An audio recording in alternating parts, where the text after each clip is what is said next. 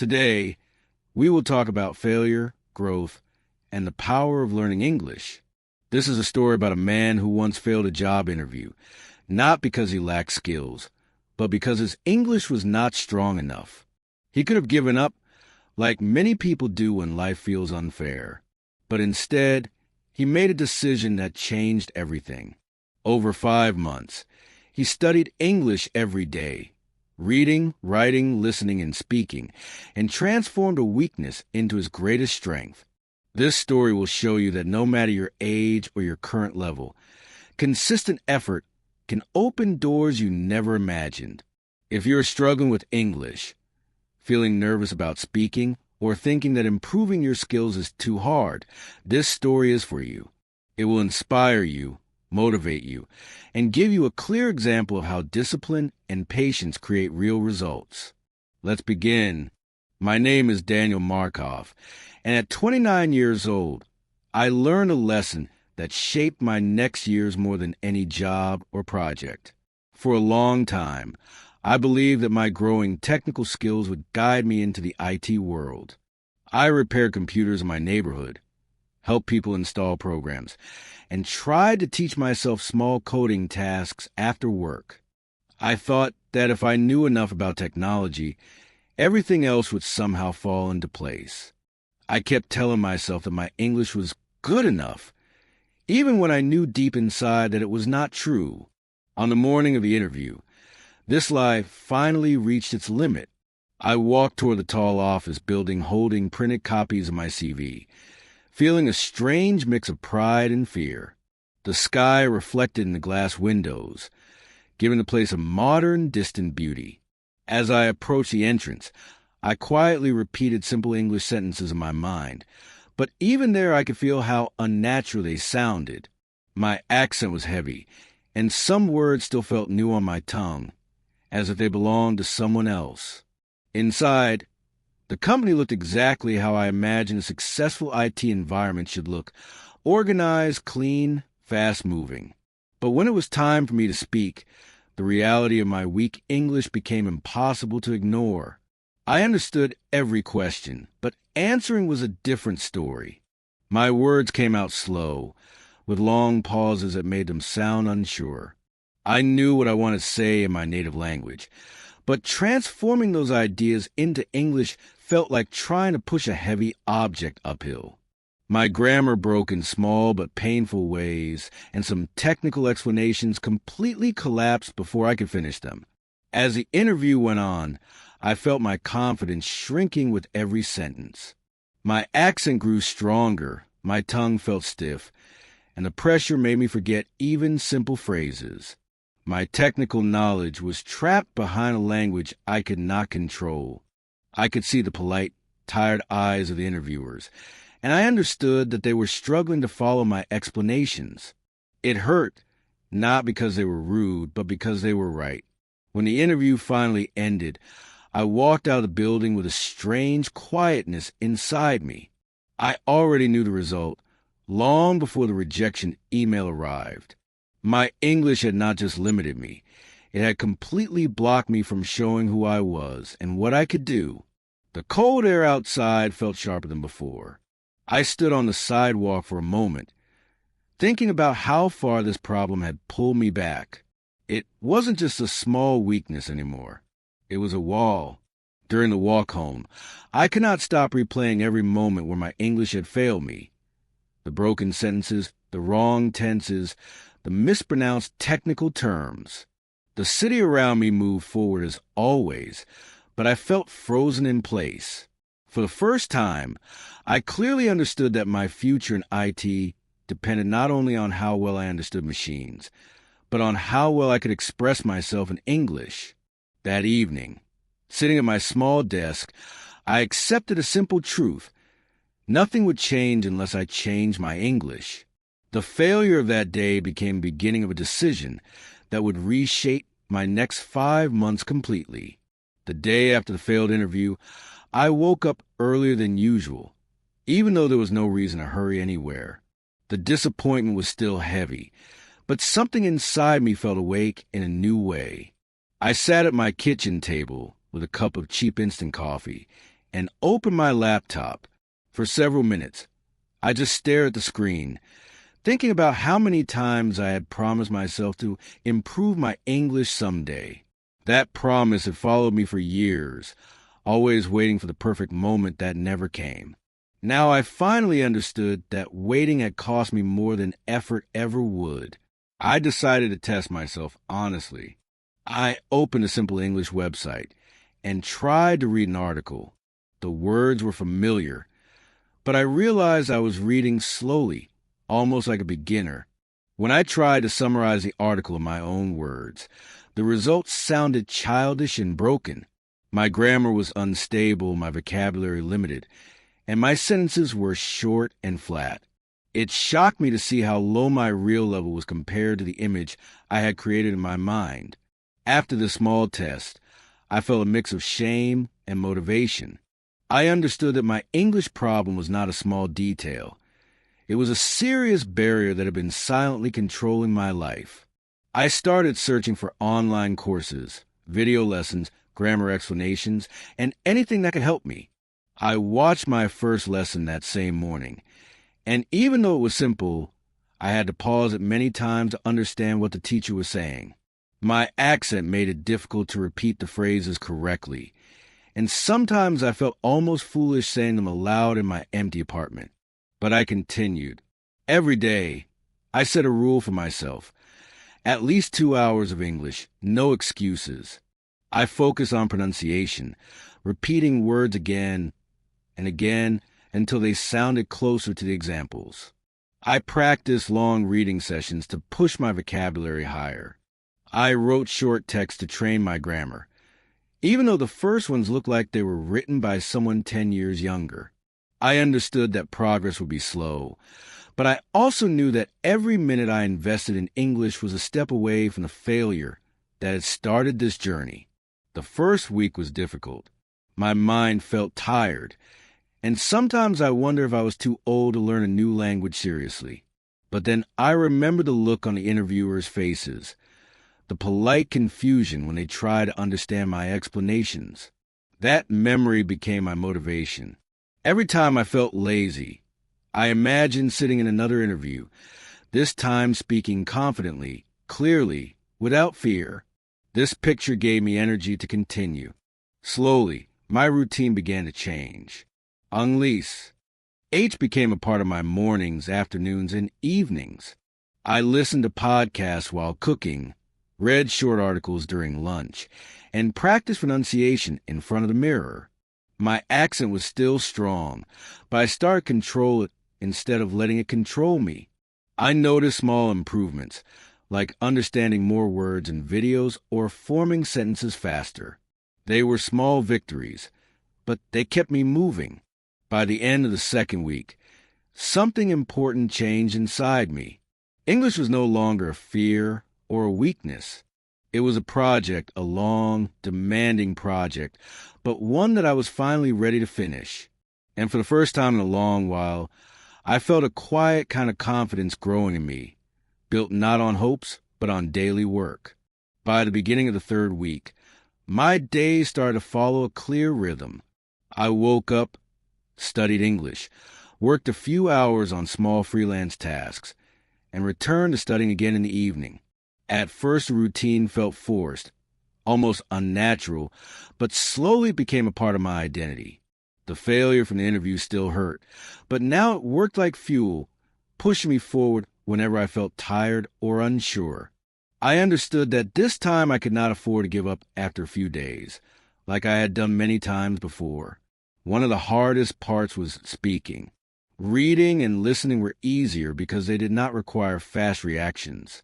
But speaking demanded confidence, and I didn't have much of it. To improve, I started recording myself every day. At first, hearing my own voice made me uncomfortable. My accent sounded too strong, my pronunciation too flat, and my rhythm too slow. But recording myself helped me see my real problems. I would listen again, write down mistakes, and repeat sentences until they sounded clearer. It was tiring work, but it showed results faster than I expected. Around this time, I began to read English books for learners. The first one was a simple story, maybe even too simple for an adult, but I read it with full attention. I underlined new words, wrote them in a notebook, and reviewed them every night before going to bed. The more I read, the more patterns I started to notice, how sentences were built, how words connected, how ideas flowed smoothly in English. I realized that learning a language was not only about rules. It was also about feeling how the language moved. My listening improved too. I began watching educational videos, interviews, and even short news clips. At first, I understood only half of what I heard, but I pushed myself to continue listening, even without subtitles. After a few days, I started catching more phrases, more expressions, more natural ways of speaking. Sometimes I replayed the same 1-minute clip 10 times until my ear adapted to speed.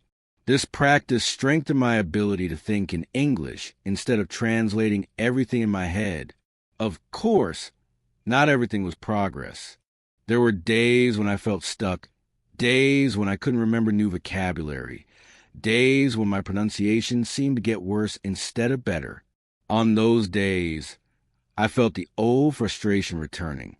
But now I had something I did not have before: discipline. I promised myself that even on the worst day, I would study at least 1 hour. And every time I kept that promise, I felt stronger. By the end of the first month, something unexpected happened. I began to enjoy learning English. It no longer felt like a punishment or a reminder of my failure. It felt like building a new skill, one that opened more doors than I had realized before. I started thinking about the future again, but this time with a more realistic plan. I knew I needed at least a few more months of hard work before trying another interview. But for the first time in a long while, that idea did not scare me. Instead, it inspired me. Because now, I was no longer the same person who walked out of the glass building feeling powerless. Now, I was actively changing the weakness that had controlled my life for so long. And with every new word I learned, every sentence I repeated, and every minute I studied, I felt the future coming a little closer. By the second month, English had become the center of my daily life. It was no longer just a skill I wanted to improve. It was a tool I needed to survive in my career. I spent hours every day speaking, listening, reading, and writing. I filled notebooks with new words and phrases, repeating them until they felt natural.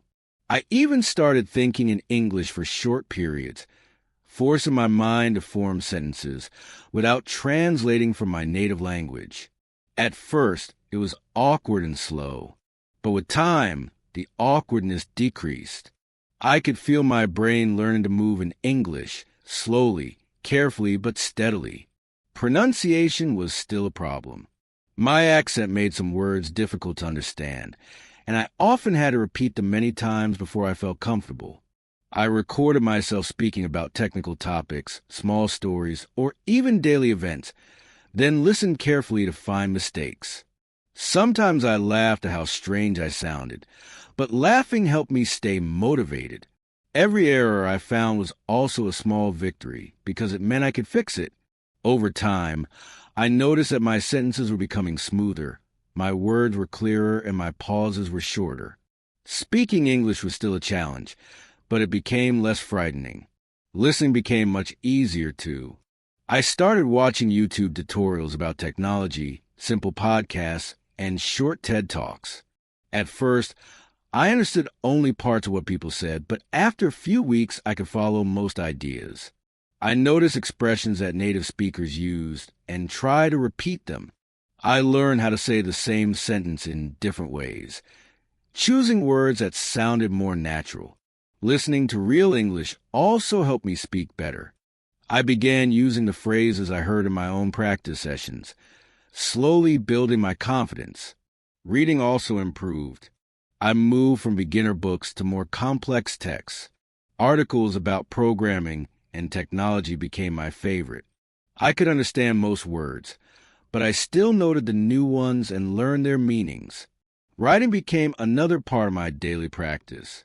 I wrote short essays about my day, my plans, and my thoughts. Sometimes I made mistakes in grammar, but I corrected them with online tools or dictionaries.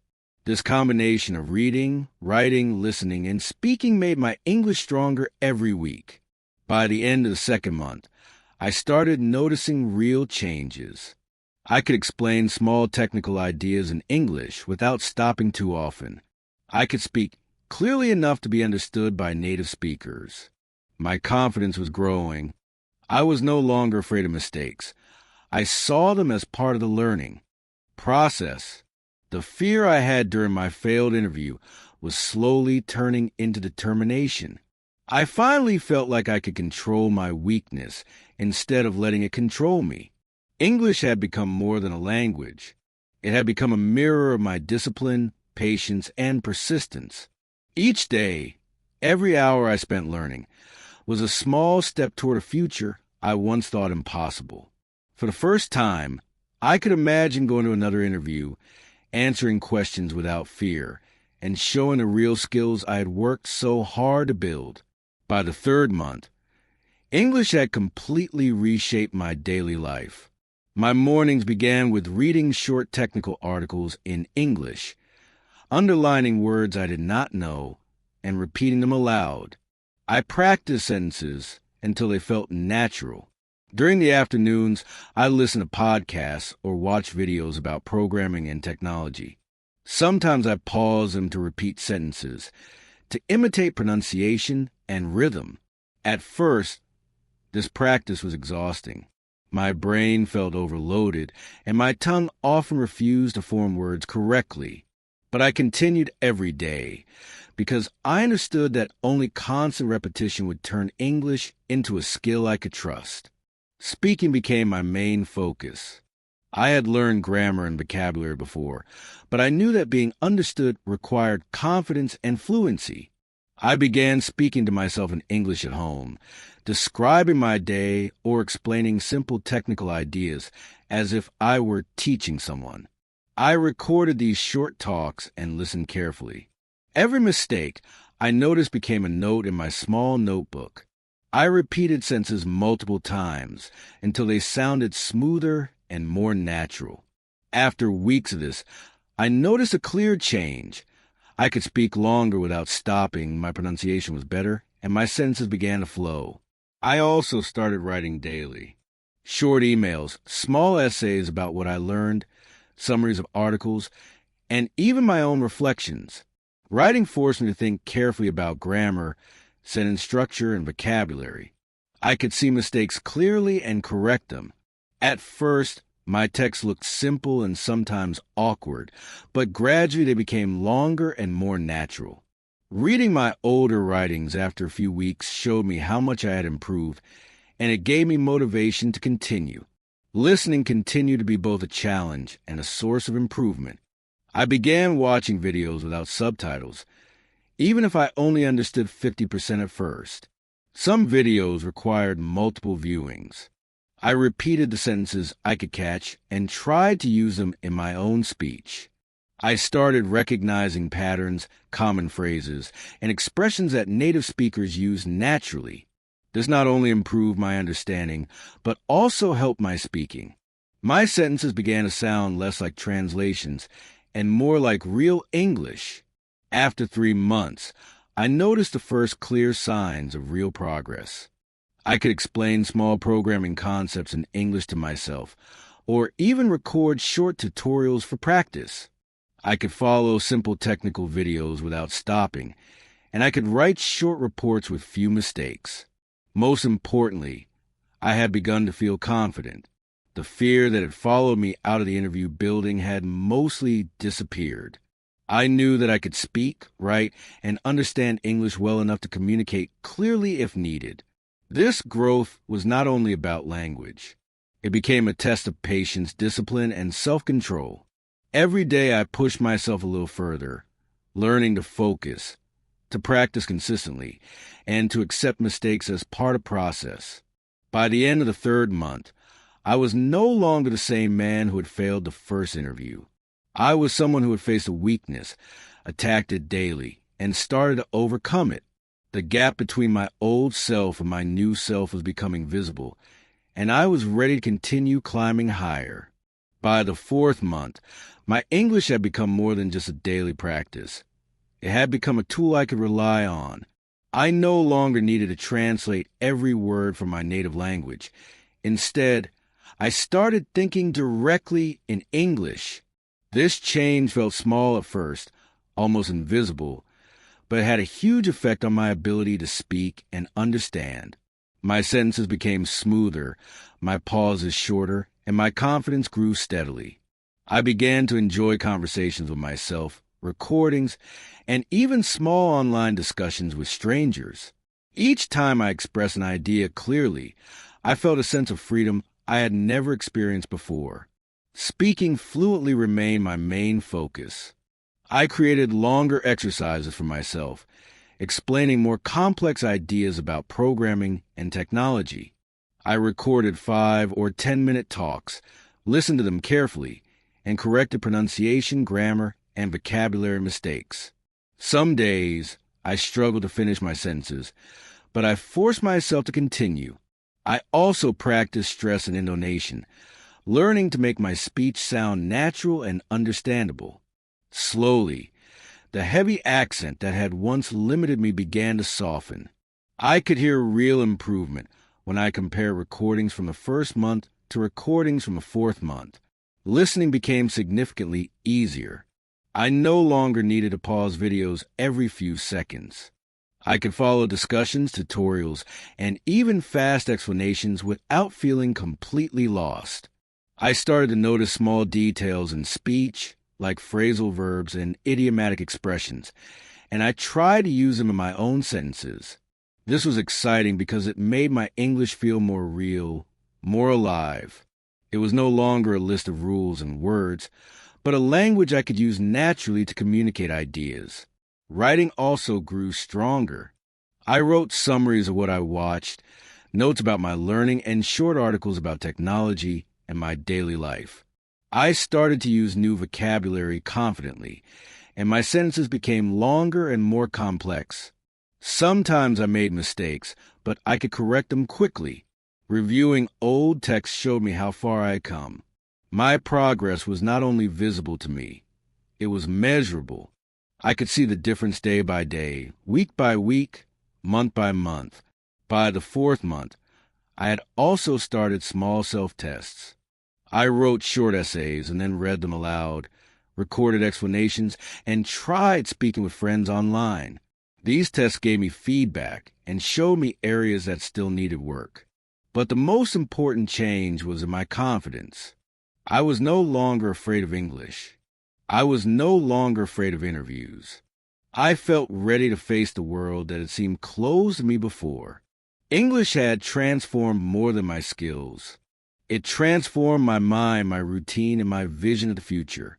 I had gone from avoiding conversations, hiding behind simple sentences, and fearing mistakes, to actively thinking SP, eking, and writing in English every day.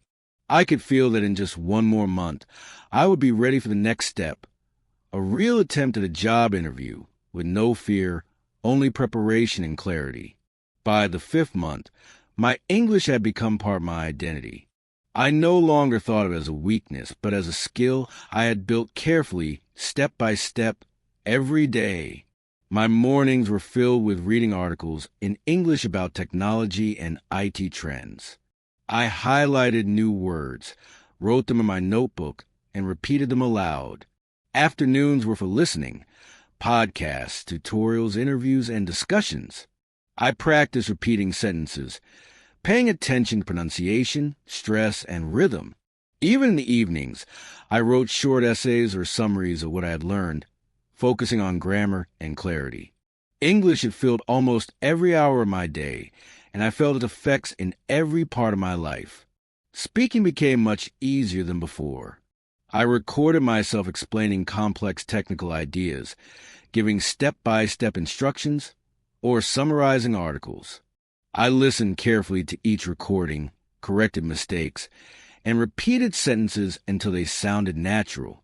I also tried speaking to strangers online, in language exchange groups, or forums for programmers. At first, I was nervous, afraid of mistakes, but each small conversation built confidence. I realized that mistakes were not failures. They were signs that I was learning, improving, and growing. Listening had become one of my strongest skills. I could follow English podcasts at normal speed, watch programming tutorials without subtitles, and even understand some jokes or idioms. This gave me a new level of independence. I no longer needed constant support or translation. Understanding English directly allowed me to think in English and respond faster, both mentally and verbally. This improvement affected all parts of my learning. Reading, writing, and speaking all became easier because my brain could now process English naturally. Writing became a tool to measure my growth. I wrote longer essays about my work, my learning, and my future goals. I could now use complex sentences, connectors, and new vocabulary with confidence. When I reread my old writings from the first month, I could hardly recognize them. The sentences were short, broken, and full of mistakes. Now they were smooth, clear, and precise. This visible progress encouraged me to continue. I felt pride in my hard work and discipline. By the 5th month, I started preparing specifically for another job interview. I wrote technical answers in English, read them aloud, recorded myself, and listened carefully. I practiced explaining my skills, my projects, and my learning process. I imagined questions I might be asked and tried to answer them clearly and confidently. Every day, I repeated this routine until it became natural. My fear from the first interview had mostly disappeared. Instead, I felt calm, ready, and prepared. English was no longer just a language for me. It had become the key that opened doors I had never reached before. It had transformed my self-discipline, my focus, and my vision of the future. I was ready to face another interview, but this time with preparation, confidence, and the ability to express myself clearly. The man who once failed because of weak English no longer existed. He had been replaced by someone stronger, disciplined, and determined. After 5 months of continuous study, my English had become strong enough to face another job interview. The man who had failed before because of his weak English no longer existed. I had transformed that weakness into a skill, built carefully every day with discipline and patience. My mornings started with reading technical articles, my afternoons with listening to podcasts and videos, and my evenings with writing and speaking exercises. Every day added a little more confidence, a little more clarity, a little more control over my language. By now, speaking English felt natural. I could explain complex technical ideas without long pauses. My accent was still noticeable, but I could control it. I could pronounce words correctly, use grammar accurately, and structure my thoughts clearly. I was no longer afraid of making mistakes. In fact, I saw mistakes as part of learning, a tool to correct myself and improve faster. Listening had also improved significantly. I could follow technical discussions, tutorials, and even informal conversations without stopping the video or translating words in my mind. Reading had become smoother, and writing had become precise and confident. The preparation for the next interview was no longer stressful. I wrote answers to possible questions in English, recorded myself explaining my projects, and practiced speaking for long periods. I could imagine myself sitting in front of interviewers and speaking clearly, calmly, and confidently. The memory of my failure no longer brought fear. It brought motivation. Every error, every pause, every moment of hesitation from that first interview had taught me exactly what I needed to change. I had worked tirelessly for 5 months to reach this point. Beyond technical skills, English taught me patience, focus, and self-discipline. I had discovered how much effort and consistency mattered. I had learned to face a weakness directly instead of hiding from it. I had learned that small daily actions could lead to big changes. More importantly, I had learned that failure is not the end, but a guide toward improvement when we are willing to act. When I finally went to the next interview, I was calm. I spoke confidently, clearly, and without fear. My technical skills were solid. But this time, my English allowed me to show them fully. I could express my ideas, answer questions, and even discuss small details comfortably. The interviewers followed my explanations without confusion, and I could feel the difference immediately. It was not magic. It was months of work, repetition, and focus paying off. By the end of that journey, I realized something deeper. Learning English had not only prepared me for a job, it had prepared me for life. It had taught me the power of patience, discipline, and self-improvement. It had shown me that weaknesses are not obstacles. They're opportunities if we are willing to face them honestly. I had failed once, but I had learned, practiced, and grown. And in the end, that failure became the foundation for my success. This man, Daniel, went from being too afraid to explain his ideas in English to confidently passing job interviews and showing his true skills.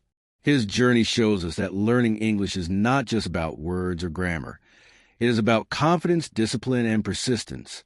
Every hour spent practicing, every sentence repeated, and every mistake corrected is a step toward success. So, if you want to improve your English, start today. Read, write, listen, and speak a little every day. Use your mistakes as lessons, not obstacles. Remember, even small daily efforts, when repeated consistently, can create life-changing results. Let Daniel's story be your example. Failure is not the end. It is the beginning of your growth.